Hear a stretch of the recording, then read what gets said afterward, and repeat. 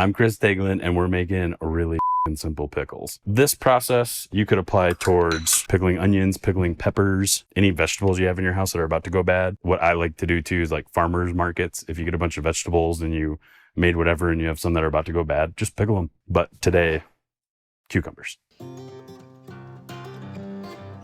We're gonna slice these on the mandolin first. You're gonna get them nice and thin. The nice thing with pickles, you can't really mess up. I mean, I guess you could mess up, take the challenge.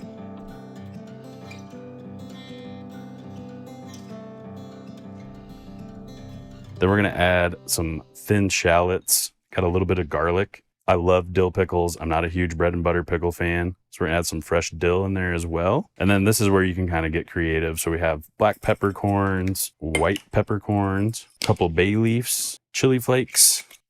You just need a few or a lot. We'll just pat this guy out. It's a bad boy. Mustard seed and coriander.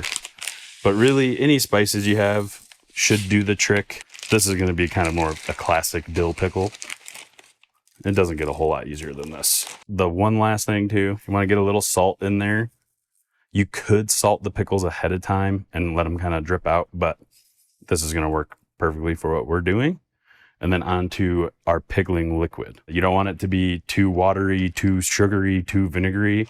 So the ratios on that are the most important thing. It's gonna be 3 parts water. So we have 3 cups of water, 2 cups of white vinegar. You could use other vinegars. Just keep in mind that other vinegars taste like other things. So whatever you wanna do, that's totally fine. Bam, 3, 2, 1. 3 parts water, 2 parts vinegar, 1 part sugar. You could make the math as hard as you want on that, but 3 cups, 2 cups, 1 cup is pretty easy. Your pickling liquid, we're gonna heat this up. Once you get this heated up and the sugar's dissolved, it's gonna be a little warm. So you're gonna wanna let it cool down, maybe throw it in the fridge for a few hours. If you use cold liquid for your pickles, they're not gonna cook. They're not gonna get like flimsy. You wanna keep them nice and crisp.